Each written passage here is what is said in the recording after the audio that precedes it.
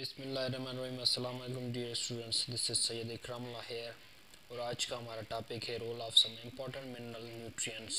ये आपका chapter number 10 forms and function in plants का टॉपिक चल रहा है। सो आइए शुरू करते हैं। Analysis of plants shows the presence of a large number of mineral elements. जब प्लांट्स को एनालाइज किया गया यानी उनकी छानबीन की गई तो पता चला कि जो मिनरल एलिमेंट्स है वो बहुत ज़्यादा मिकदार में पाए गए। The amount and number of elements present in plant may differ from plant to plant, place to place and medium to medium in which plant grows.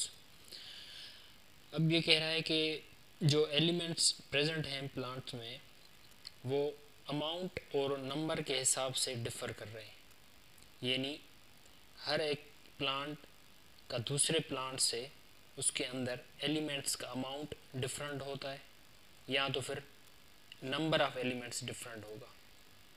Plant to plant भी हो सकता है, एरिया के हिसाब से, प्लेस टू प्लेस, एरिया के हिसाब से भी पौधा जो है वो अडॉप्ट करता है नंबर ऑफ एलिमेंट्स या अमाउंट ऑफ एलिमेंट्स को, या कौन सा मीडियम है जहाँ पर वो प्लांट ग्रो कर रहा है। The role of some important macronutrients and micronutrients in plants discuss below.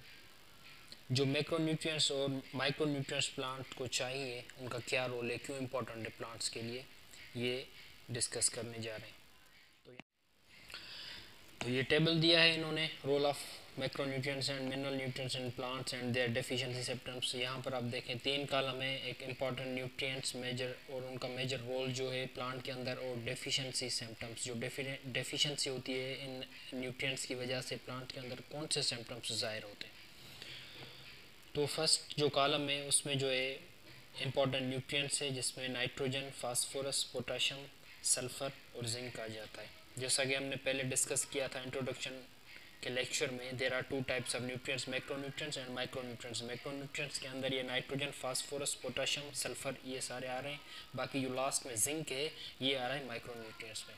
तो आइए इनका जो रोल है वो डिस्कस करते हैं और उनकी जो डेफिशिएंसी होती है उसको भी डिस्कस करते हैं।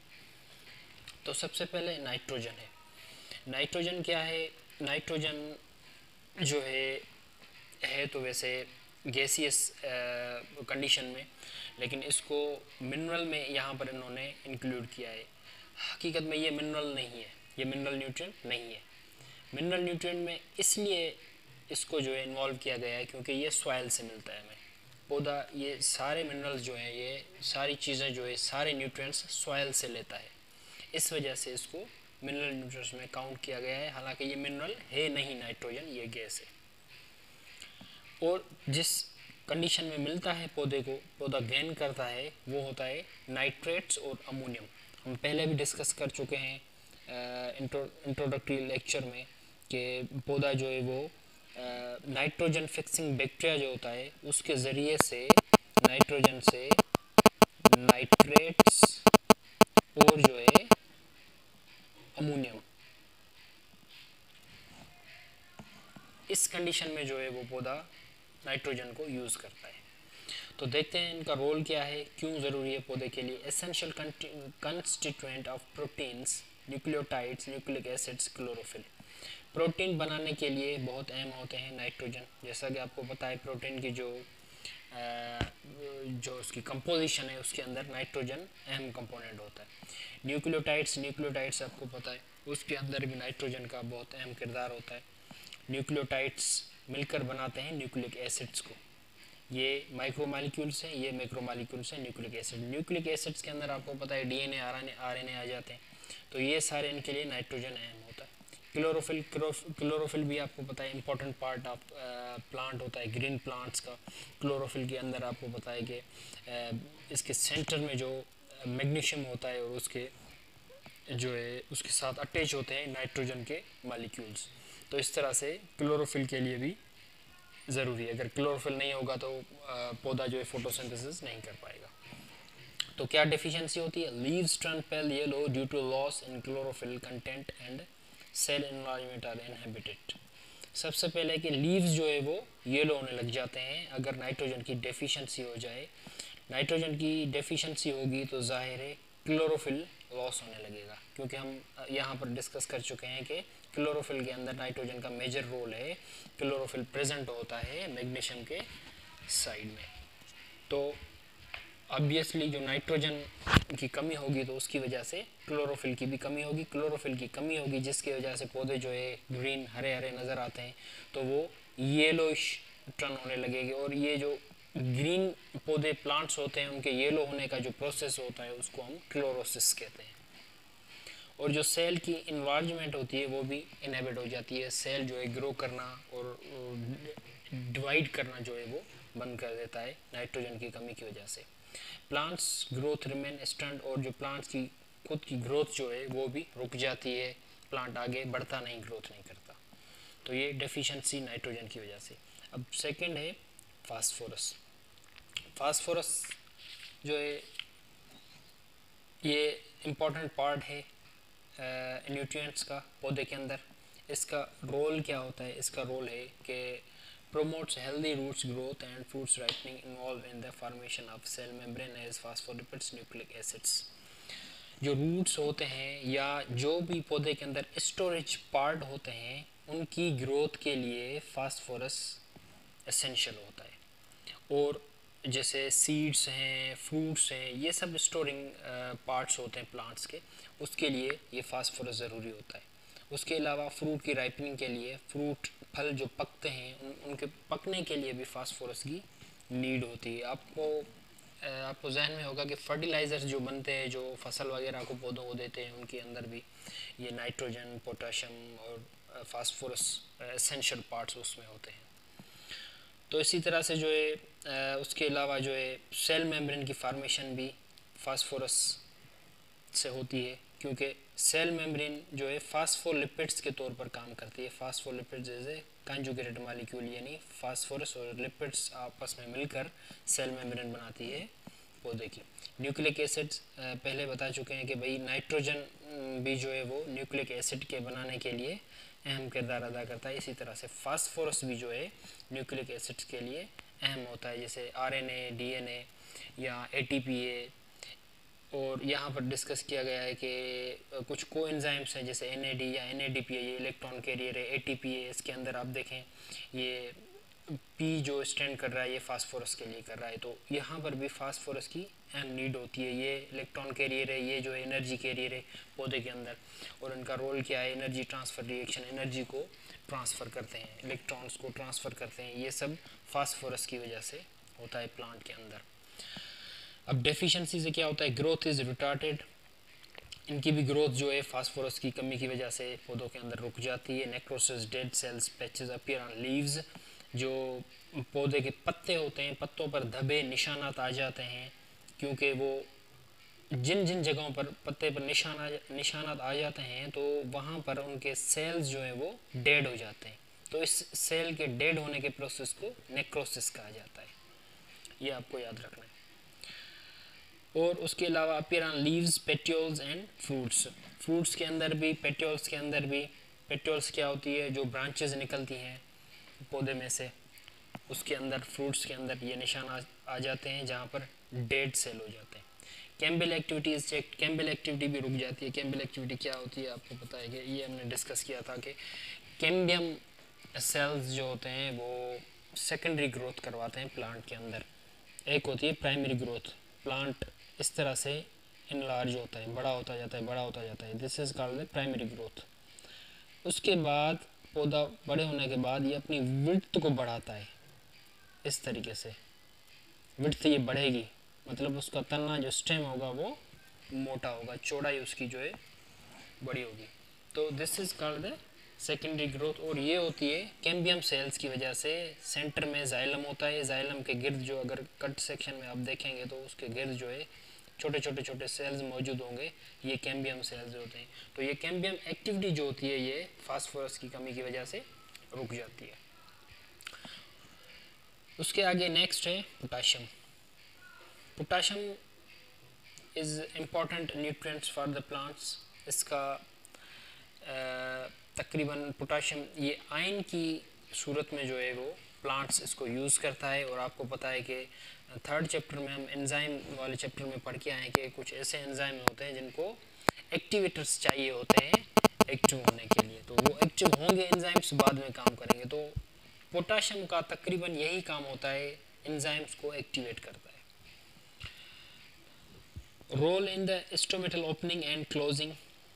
स्टोमेटा आपको पता है ओपन होते हैं, क्लोज होते हैं, और ओपन और क्लोज होने की वजह से क्या होता है, प्लांट्स के अंदर गैसियस एक्सचेंज होती है, और उसके अलावा ट्रांसपायरेशन का प्रोसेस भी होता है प्लांट्स के अंदर इन स्टोमेटा की वजह से। तो ये ओपन और क्लोज होते हैं पोटेशियम की वजह से। Enzyme activator in synthesis of certain peptide bonds and carbohydrate metabolism. तो एंजाइम्स को एक्टिवेट करते हैं, जो एंजाइम्स फिर किस लिए काम करते हैं, पेप्टाइड बॉन्ड्स को बनाने के लिए। आपको पता है अमीनो एसिड्स जब आपस में मिलते हैं, जुड़ते हैं, तो उनके दरमियान पेप्टाइड बॉन्ड्स बनते हैं। और कार्बोहाइड्रेट के अंदर जो है मेटाबॉलिज्म होती है, जो भी केमिकल रिएक्शंस होते हैं उसके लिए पोटेशियम अहम होता है। अब इसकी डेफिशिएंसी से क्या होता है, लीफ टर्न्स इनटू डल और ब्लूइश ग्रीन। ये लीफ इनके पत्तों के जो लीफ जहाँ पर पोटेशियम की कमी होती है तो वो डल होने लगते हैं, उनका कलर जो है डिम होने लगता है या ब्लूइश ग्रीन हो जाते हैं, तेज़ कलर के, ऐसे पर्पल टाइप कलर के हो जाते हैं। और उसके अलावा उसके अंदर क्लोरोसिस भी हो सकती है। क्लोरोसिस हम डिस्कस करके आए हैं कि पत्तों का कलर जब येलो होने लगता है तो इस प्रोसेस को हम क्लोरोसिस कहते हैं। लेकिन यहाँ पर जो क्लोरोसिस होती है वो इरेगुलर होती है। इरेगुलर का मतलब है कि अगर ये पता है तो इस पूरे का पूरा पता जो येलो नहीं होगा, इसके टिप्स या इसके जो एरियल पार्ट्स हैं या जो ये टिप्स जो हैं इसके, यहाँ पर ये मतलब येलो होने लगेगा, मतलब कुछ कुछ इसके पार्ट्स जो येलो होने लगेंगे, this is called the irregular chlorosis. तो ये प्रोसेस भी मतलब ये पौधों के अंदर डेफिशिएंसी जो है पोटेशियम की होती है, इस वजह से ये प्रोसेस होता है। ग्रोथ रेजिस्टेंट, इसकी भी ग्रोथ जो है रुकने लगती है। शार्टनिंग ऑफ इंटरनोड्स, इंटरनोड्स जो है छोटे छोटे होने लगते हैं। इंटरनोड्स आपको पता है, ये अगर स्टेम है, स्टेम से जहाँ से जिस एरिया से ये ब्रांच या पत्ता निकलता है उसको हम नोड कहते हैं, ठीक है। तो ये नोड, ये भी नोड, दो नोड्स के दरमियान जो पार्ट होता है इसको हम कहते हैं इंटरनोड्स। तो इंटरनोड्स शार्ट होने लगते हैं, शार्ट होने की वजह से जो उसका फल होता है, जो अनाज होता है, जो भी फसल की मतलब वो फ्रूट होते हैं, वो उनकी जो है वो कम होने लगते हैं। आगे चलते हैं। नेक्स्ट है हमारे पास सल्फर। सल्फर क्या है, essential for growth and development of all crops. जो भी क्रॉप्स होते हैं उनकी ग्रोथ और डेवलपमेंट के लिए सल्फर बहुत अहम इंपॉर्टेंट पार्ट होता है। Use in the formation of amino acids, amino acids बनाने के लिए, प्रोटीन्स एंड ऑयल्स। प्रोटीन्स बनते हैं, अमीनो एसिड, ज़ाहिर है अमीनो एसिड बनेंगे तो प्रोटीन्स बनेंगे, और उसके अलावा ऑयल्स वगैरह जो भी बनते हैं, जो भी मतलब ऑयली प्लांट्स हैं, ऐसे प्लांट्स जिनके सीड्स ज़्यादा ऑयली होते हैं, जिनमें से ऑयल मिलता है हमें, तो ऐसे वाले जो भी होते हैं उनके अंदर सल्फ़र की नीड ज़रूरी होती है। Helps to develop and activate certain enzymes and vitamins. इसके अंदर भी क्या होता है, कुछ एंजाइम्स जो है सल्फ़र एक्टिवेट करवाता है, और कुछ विटामिन्स ऐसे भी होते हैं प्लांट्स के अंदर जिसको सल्फ़र क्या करवाता है, एक्टिवेट करवाता है। ये इसका रोल था। डेफिशिएंसी से क्या होता है, plants are small and spiny with short and slender stalks. Plants जो है वो छोटे रह जाते हैं, और स्पाइनली विथ शॉर्ट मतलब वो उनका जो उनकी जो लेंथ होती है वो पतले हो जाते हैं, और उनके जो स्टॉक्स होते हैं वो सिलेंडर टाइप हो जाते हैं, लंबे लंबे हो जाते हैं, मतलब उनकी सेकेंडरी ग्रोथ नहीं हो पाती। Their growth is retarded and nitrogen fixation reduced. Growth जो है इनकी ये रुक जाती है या स्लो हो जाती है, और उसके अलावा नाइट्रोजन फिक्सेशन जो होती है, जिसकी वजह से नाइट्रोजन की नीड होती है पौधे को, और नाइट्रोजन फिक्सेशन की वजह से जो नाइट्रेट्स और अमोनियम यूज़ करता है तो वो भी रुक जाएगी सल्फ़र की कमी की वजह से। अच्छा, उसके अलावा जिंक आ रहा है, ये माइक्रोन्यूट्रिएंट्स का पार्ट है। Activates enzymes used in the formation of chlorophyll and some carbohydrates. ऐसे एंजाइम्स ये एक्टिवेट करता है, और क्लोरोफिल और कार्बोहाइड्रेट्स की जब फार्मेशन होती है उसके लिए भी जिंक यूज़ होता है। Conversion of starch to sugar, starch को शुगर में कन्वर्ट करने के लिए भी जिंक इंपॉर्टेंट रोल प्ले करता है प्लांट के अंदर। And it presence in plant tissue helps the plant with stand in cold temperature. और प्लांट के अंदर जो टिश्यूज़ होते हैं, टिश्यूज़ को जो सपोर्ट करता है, ज़्यादा से ज़्यादा ठंडे जो है मौसम के अंदर जो है वो प्लांट को मजबूत बना के रखता है। मतलब जैसे कभी कभी ऐसे ज़्यादा सर्दी पड़ती है, आप देखें हम इंसान है तो ज़्यादा सर्दी होती है तो अंदर रूम्स के अंदर ब्लैंकेट के अंदर या ऐसे कोई ना कोई सोर्स यूज़ करके हम सर्दी को भगा देते हैं। या एनिमल्स हैं उनके लिए भी कुछ ना कुछ शेल्टर बना देते हैं। प्लांट्स के लिए कुछ भी हम बंदोबस्त नहीं करते कि भाई इनको हम ढाँप दें या इनको छुपा दें ब्लैंकेट के अंदर, इनको सर्दी ना लगे।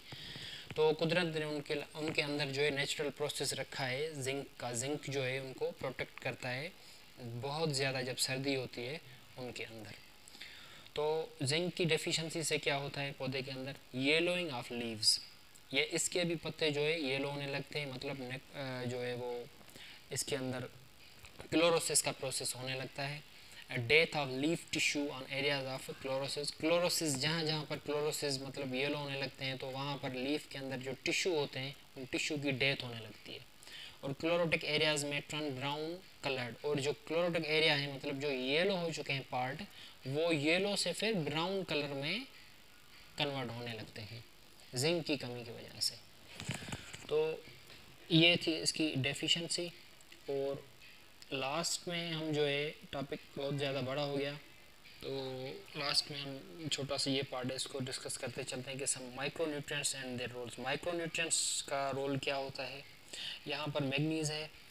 Manganese are absorb by plants in very minute quantity and become the part of enzyme फास्फोटेज।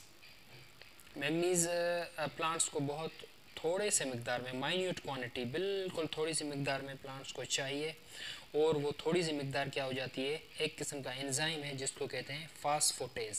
फास्फोटेज enzyme है, वो एंजाइम है जो कि फास्फोरस ग्रुप को कैरी करता है, ट्रांसफ़र करता है प्लांट के अंदर।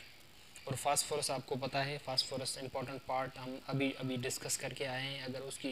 अगर मैग्नीज़ नहीं होगा या मैग्नीज़ की डेफिशिएंसी हो जाएगी तो ये फास्फोटेज एंजाइम नहीं बनेगा। ये फास्फोटेज एंजाइम नहीं बनेगा तो ये फास्फोरस ग्रुप जो है इसकी ट्रांसफ़र नहीं होगी, ये कैरी नहीं होगा तो फिर जो डेफिशिएंसी फास्फोरस की वजह से हुई थी वही भी यहाँ पर अकर हो सकती है।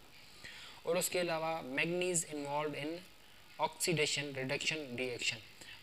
पौधे के अंदर जो भी ऑक्सीडेशन रिडक्शन रिएक्शन होते हैं उसके अंदर भी मैग्नीज का इंपॉर्टेंट रोल होता है। ऑक्सीडेशन और रिडक्शन आपको पता है, oxidation means loss of electron and reduction means gain of electron.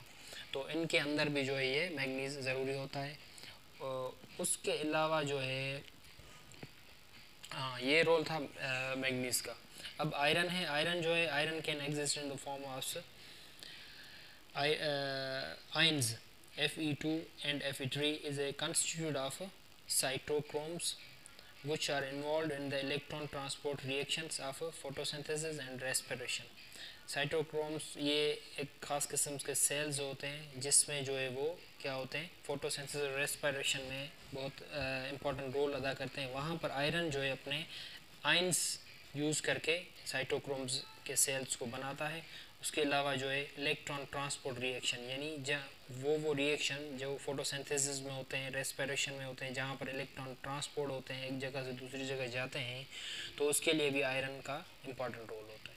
Last में जिंक है। जिंक को पहले भी हम डिस्कस कर चुके हैं, अभी यहाँ भी एक पॉइंट लिखी हुई है, the role of the zinc in anaerobic respiration in plants. आपको पता है कि रेस्पिरेशन के 2 टाइप्स होते हैं, एक एरोबिक होता है प्रेजेंस ऑफ ऑक्सीजन, एक एनाएरोबिक होता है in the absence of the oxygen. Anaerobic में क्या होता है, जिंक जो है प्लांट के अंदर एल्कोहल फर्मेंटेशन में इम्पॉर्टेंट रोल प्ले करता है। तो ये था आज का टॉपिक जिसमें हमने role of some important mineral nutrients पढ़े। इसमें कुछ हमने मैक्रोन्यूट्रिएंट्स को डिस्कस किया, कुछ जो है हमने माइक्रोन्यूट्रिएंट्स को डिस्कस किया। उम्मीद है कि आपको ये चीज़ समझ में आई होगी। थैंक यू, अल्लाह हाफिज़, मिलते हैं अगले लेक्चर में।